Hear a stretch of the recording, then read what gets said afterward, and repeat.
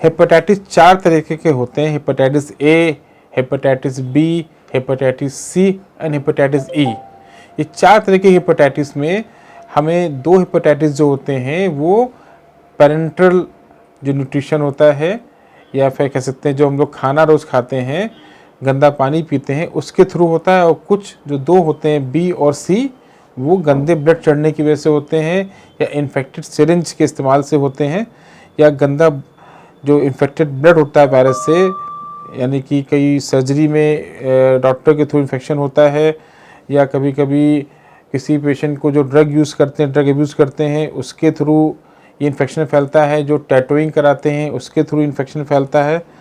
तो hepatitis A और ई को हम अगर बचाना चाहें तो उसके लिए हम अगर साफ़ पानी पिएं, साफ़ तरह से खाना खाएं, और तो हमें हेपेटाइटिस ए और ई होने की संभावना नहीं है। हेपेटाइटिस के लक्षण होता है पेशाब पीली होना, आँख में पीलापन, भूख कम लगना, और जब पीलिया बहुत ज़्यादा हो जाता है तो फिर उल्टी ऐसा लगना। इसमें जो मेन लक्षण है जिसमें हम लोग को मरीज़ को पता चलता है कि उसको पीलिया हुआ है, तो सबसे मेन लक्षण होता है कि मरीज़ जब कभी भी शीशे में अपना को देखता है, उसको लगता है उसकी आँखें पीली हो रही हैं, पेशाब पीली हो रही है, उसको भूख नहीं लग रही है। ये इसके सबसे मेन लक्षण हैं। हम आजकल अगर देखते हैं कि सबसे जो प्रमुख कारण है हेपेटाइटिस होने का, वो बाहर का खाना है, बाहर की जूसेस हैं, कि जो वेंडर वो जूस आपको दे रहा है, जो आपको वो जो भी खाने चीज़ है उसमें जो पानी का इस्तेमाल हो रहा है वो साफ़ अगर नहीं है तो आपको हेपेटाइटिस हो सकती है। आजकल जो भी आपको किसी भी अपने दोस्त का या अपने परिवार के सदस्य का इलाज कराना है तो ध्यान दें कि जब भी किसी मेडिकल प्रैक्टिशनर के पास जाएं, अगर वो सुई लगाता है उससे कहिए कि सर आप नई सिरिंज का इस्तेमाल करिए, ठीक है। और अगर आपको किसी अपने रिश्तेदार का या अपने किसी फैमिली मेम्बर का या अपने दोस्त का कोई ऑपरेशन कराना है तो वो भी आपको ये देखना है कि एक अच्छे अस्पताल में कराएं जहाँ पे हर चीज़ फुल्ली इक्विप्ड हो, तो हम इस हेपेटाइटिस वाली बीमारी से बचाव कर सकते हैं। हेपेटाइटिस इन्फेक्शन जो आजकल हम लोग देखते हैं वो कभी कभी कुछ लोगों को इतना सीवियर होता है कि उसमें काफ़ी ज़्यादा बिलिरुबिन लेवल बढ़ जाता है। बिलिरुबिन जो एक मार्कर है जिसको हम लोग देख करके ये जानते हैं कि इस पेशेंट को हेपेटाइटिस ज़्यादा है कि कम है। अगर किसी का भी बिलिरुबिन लेवल 20 से ऊपर होता है तो वो काफ़ी ज़्यादा रिस्क जोन में पहुंच जाता है। तो हमें ये देखना है कि हम अपने फैमिली मेम्बर को, अगर हमें लग रहा है उसकी आंख में पीलापन आ रहा है या उसको कमजोरी लग रही है, भूख नहीं लगी, तो उसका अगर हम लीवर फंक्शन टेस्ट वाली जांच कराएं, अगर हम उसमें लेट करते हैं तो ये हेपेटाइटिस काफ़ी ज़्यादा बढ़ जाता है और फिर ये इलाज करने में इसमें काफ़ी कठिनाइयाँ आ जाती हैं। तो अगर कोई व्यक्ति आपको लगता है आपके घर में हेपेटाइटिस से इन्फेक्टेड है, उसकी आँखों में आपको पीलापन दिखता है, उसको भूख भी कम लग रही है, उसकी पेशाब भी पीली हो रही है, उसको उल्टी ऐसा लग रहा है, तो तुरंत आप अपने पास के किसी भी गैस्ट्रोएंटरोलॉजिस्ट को संपर्क करें।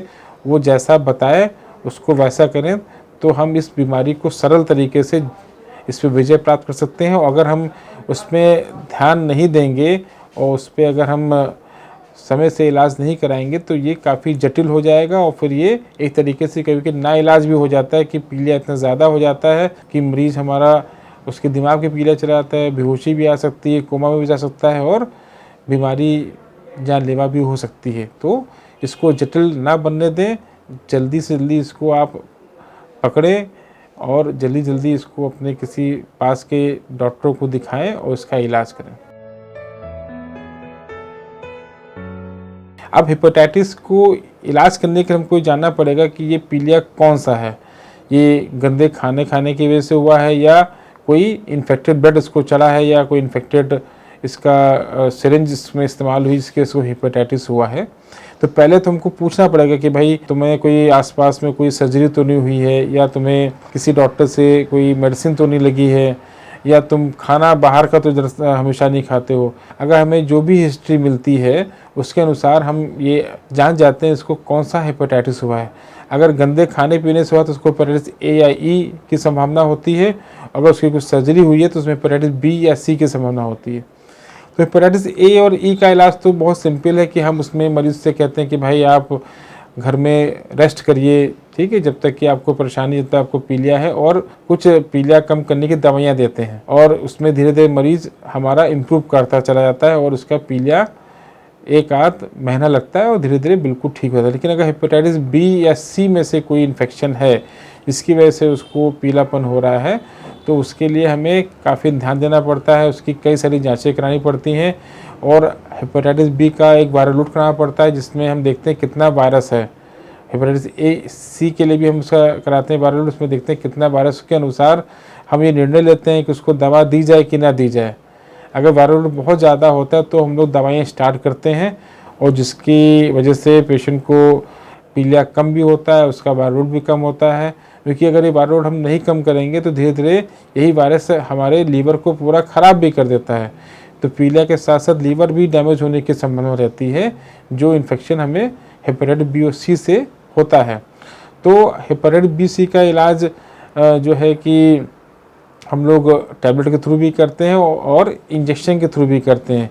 इसमें एक इंजेक्शन आता है, इसको इंटरफेरॉन बोलते हैं या पेग इंटरफेरॉन बोलते हैं, जो कि हफ्ते हफ्ते लगता है, कम से कम 6 महीने का ये कोर्स होता है। उससे भी मरीज़ को काफ़ी लाभ मिलता है। लेकिन आजकल हम लोग देखते हैं कि कोई भी इंजेक्शन लगाना नहीं चाहता है, तो हेपेटाइटिस बी और सी दोनों के लिए अच्छी दवाइयाँ उपलब्ध हैं, और 6 महीने अगर हम कोर्स करते हैं हेपेटाइटिस बी के लिए या उससे ज़्यादा 2 साल तक की, तो हेपेटाइटिस बी का क्योर होने की संभावना पूरी की 90% हो जाती है।